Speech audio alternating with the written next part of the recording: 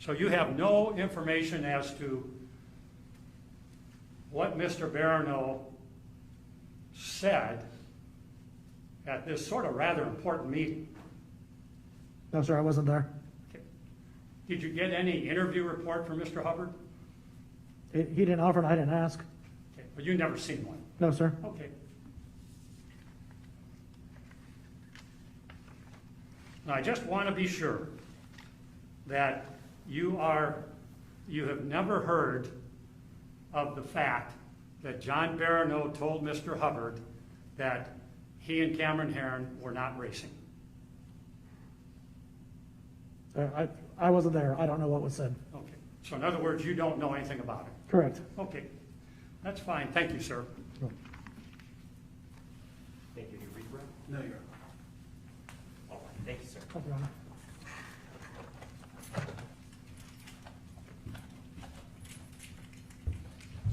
Yes, one, just Yes.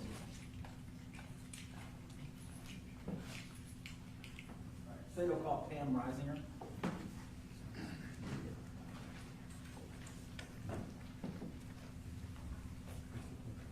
Raise your right hand. Do you solemnly swear or affirm the testimony you are about to give is the truth and the truth and nothing but the truth? Will you please have a seat?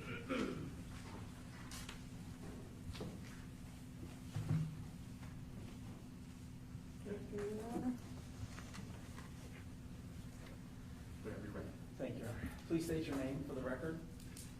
Pamela Reisinger.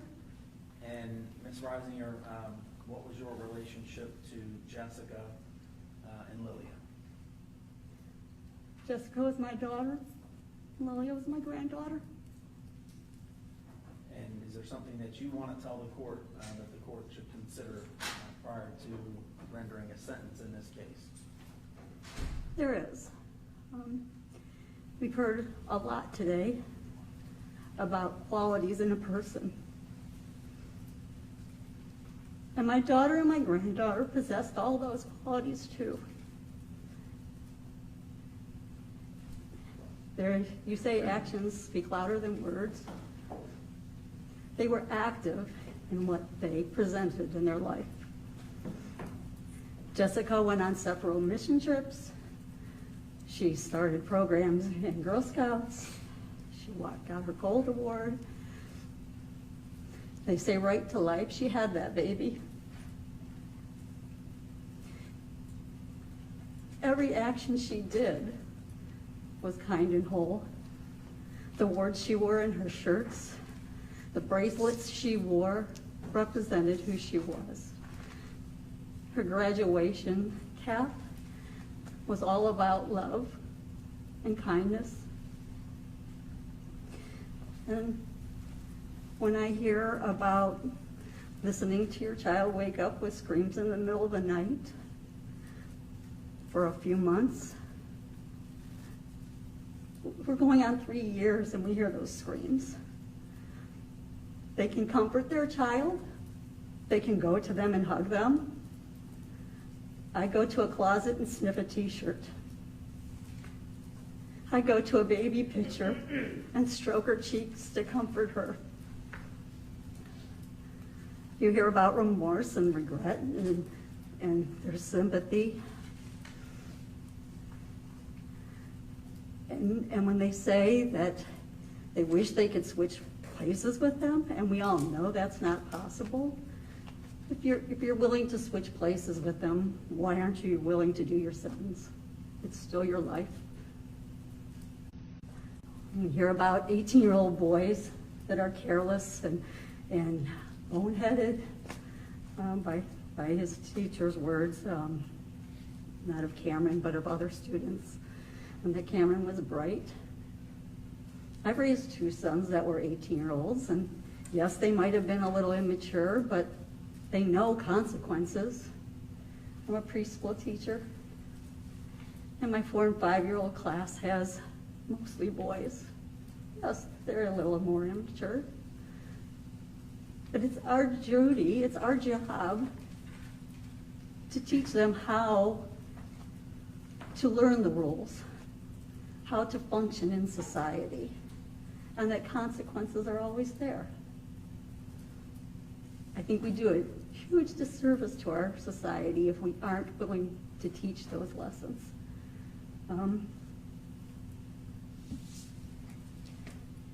You know, we have our faith too.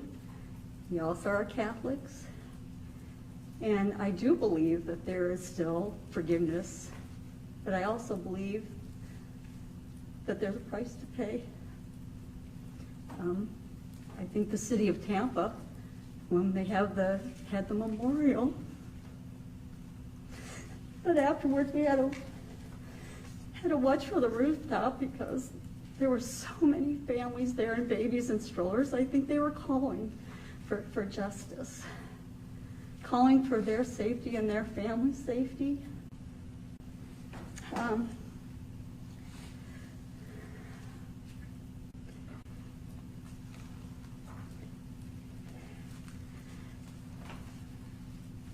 You know, we also have a perspective on this.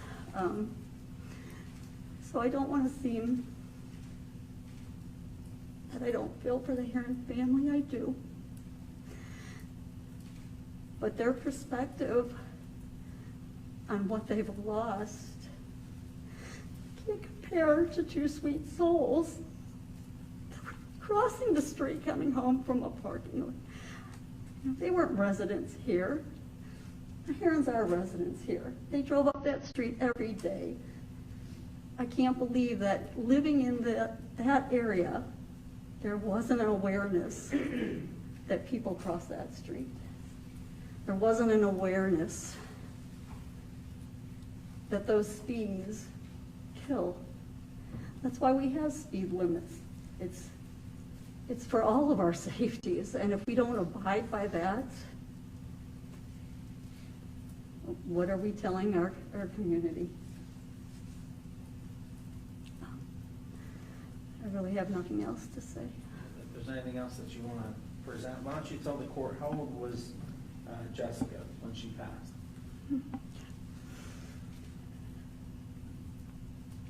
Was she 23? I've lost track of time. It's okay, around 23, 24, I heard from the audience. Okay, thank you. And that's okay, and what about Lilia? Lily wasn't even 2.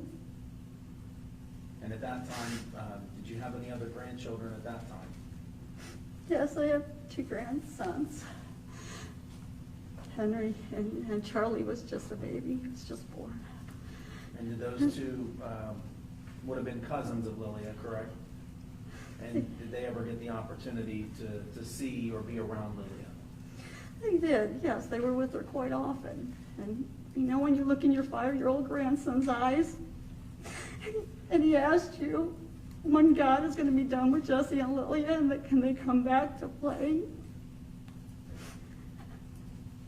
And you have to tell him now. They aren't coming back. Ms. Reiser, how has this affected you? We heard from the Heron family how it's affected him. How's it affected your health, and how has it affected your everyday life after this? There's a lot of anxiety in our house. We all jump when we hear the phone. Our phone buzzes or rings, and it's not an expected call. We always waiting for the worst news. My son, Dan, has been suffering from health issues. Michelle's been suffering from health issues. David's been suffering from health issues. And we just keep waiting. These past 3 years, we've been waiting and waiting, and it's like we've been led on constantly. And that stress level in our bodies has taken a toll. Is there anything else you want to say prior to the court determining a sentence in this case?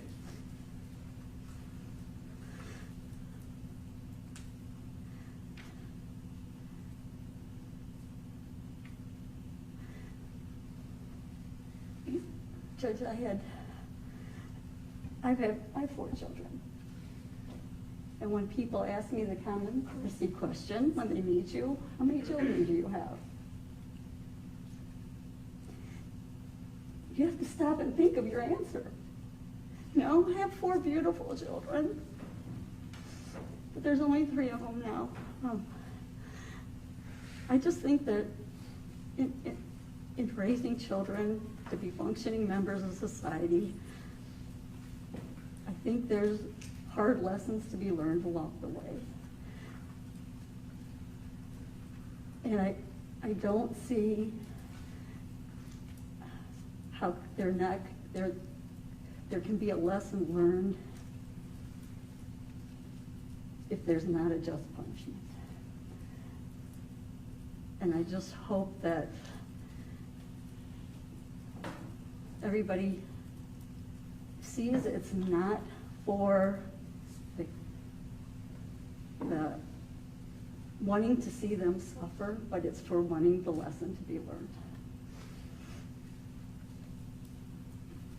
All right, thank you, Your Honor. That's all I have for Ms. Reiser. Mr. Fitzgerald, do you have any questions? No, Your Honor. Thank you. Thank you.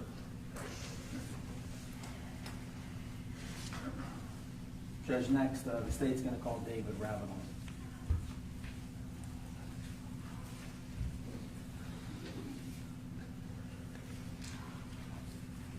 Your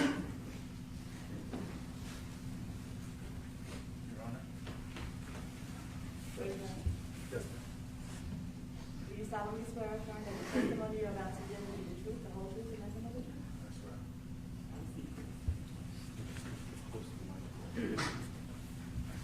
Good afternoon, Your Honor. Good afternoon, sir. I'm humbled to be in your presence. Thank you for hearing us. David, if you can go ahead and introduce yourself to the... Good afternoon. My name is David Robinault. I'm Jessica Marie Reisinger Robinault's husband and Lilia's father, Lilia Marie Robinault's father. To be honest with everyone here today, this may be the most difficult moment for me in order to put my words together of the plaguing effects of this. I want your forgiveness if my points seem repetitive and redundant. It seems like it's a consistent pattern in my mind when I think of the effects of May 23rd, 2018. You know, I like to talk back and forth about my wife and the amount of people that she impacted in an uplifting and positive way, and it's truly impossible to count that. You know, my survivor's guilt far outweighs any remorse that's in this room by everyone involved. I've seen folks talk about the defendant's character and his age. And to be honest with you, I don't believe it's fair for every young man and young woman to be defined as reckless or mischievous or of bad behavior based on age. At 18 years old, I was surrounded by many 18-year-olds and 17-year-olds, as most of us do in high school. We have decisions early on whether to be involved in extracurricular activities or not, to be to be friends with people, or to be a recluse. I have to tell you that I have met extraordinary people that have grown into their 20s that have never wavered and changed in their excellence. Their continuity to become better people was always a consistent factor in their life. It's hard for me to put the words together because even the way I talk now is affected by trauma. And it's clear as day. To the point where I like to start talking more about my wife and circle back around to why it's impossible to put the words together, to even find the right flow to introduce this statement to you, sir.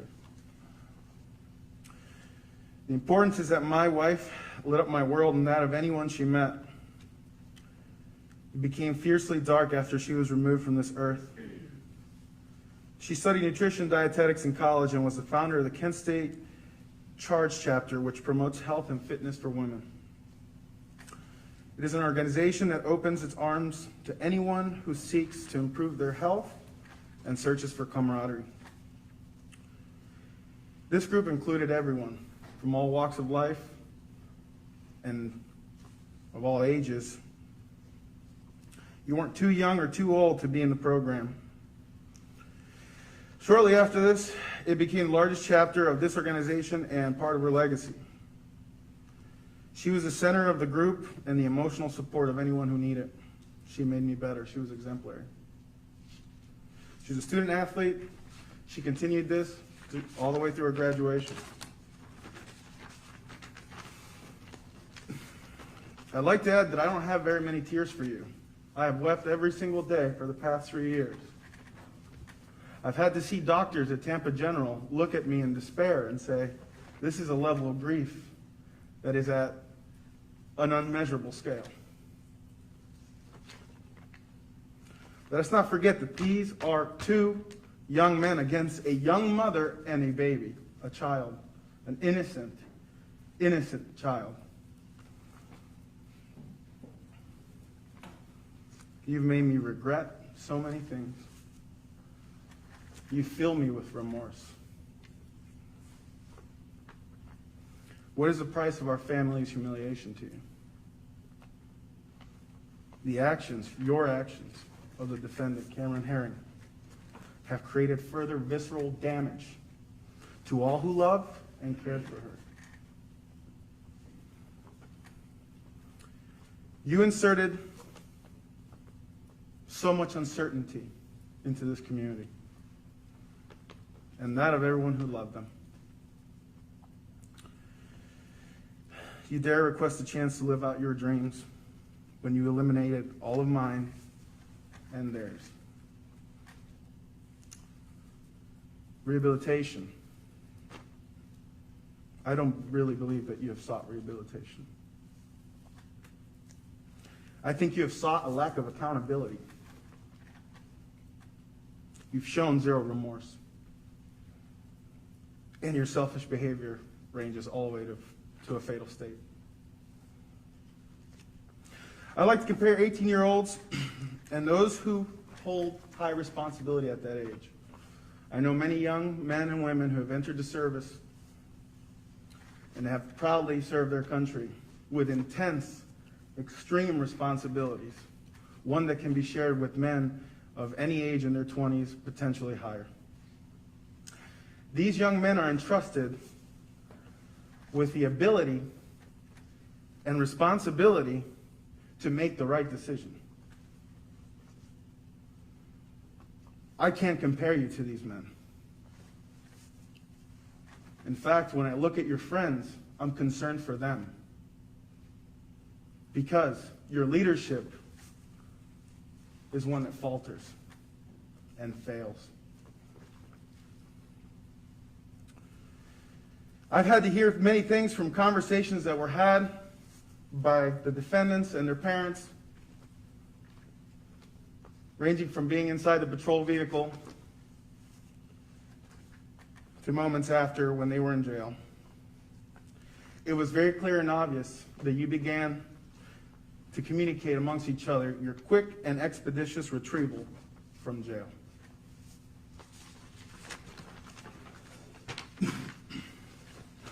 I want you never to forget that you have caused thousands of people to cry. I want you to think about that. For 30 years, the vigil alone that was held by the beautiful mothers and family members of Tampa Bay, Florida, was an honest reminder that we do not stand for your behavior, and we will not tolerate it. At an early age, I recognized a few things.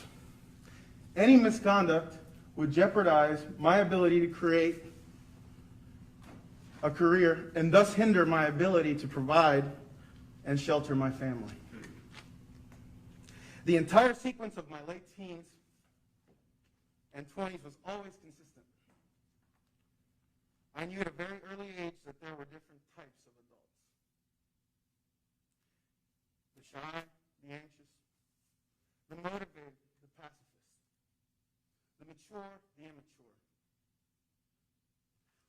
however certain, I believe the vast majority of them knew right from wrong. The difference was some of them continued on with their mischief, even with that knowledge. This, folks, is when we separated the good from the bad. There is a threshold, a clear meridian between right and wrong. We can discuss anything here. Your integrity, your grit, your faith, and your actions, and they all disappoint me. Any person of good heart and faith would not have initiated your reckless actions of that day, fatal actions of that day. I could not protect my family from you because you chose to ignore the laws of this great state. By ignoring this, you selfishly made my family expendable. Based on your actions the past 3 years, I firmly believe you still deny accountability. 30 years from now, I will be 59 years old, almost 60. My daughter would have been close to 33 years old. My wife would have been close to 56. Based on her great health, 0 vices, and great self-care, I am certain that she would have made it to old age in perfect health. We would be enjoying the fruits of our labor and the expansion of our family. We would feel secure because we leave behind descendants. Your actions and decisions that day created an extinction within our species. Our youngest and most need of protection was removed.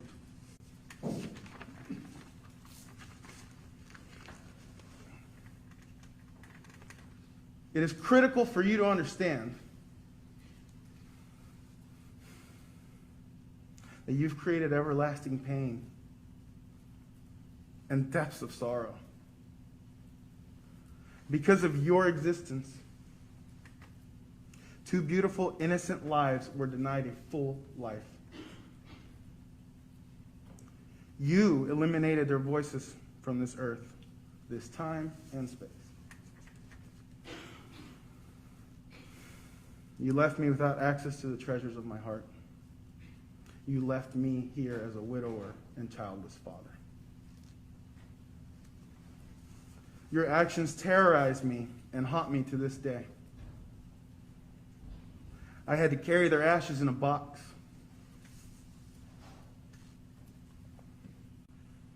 I'll never forget the faces of the people in our Catholic Church during their funeral service. They realized that we didn't have coffins for them, but rather a small box that I was to push at the end. It became clear then to most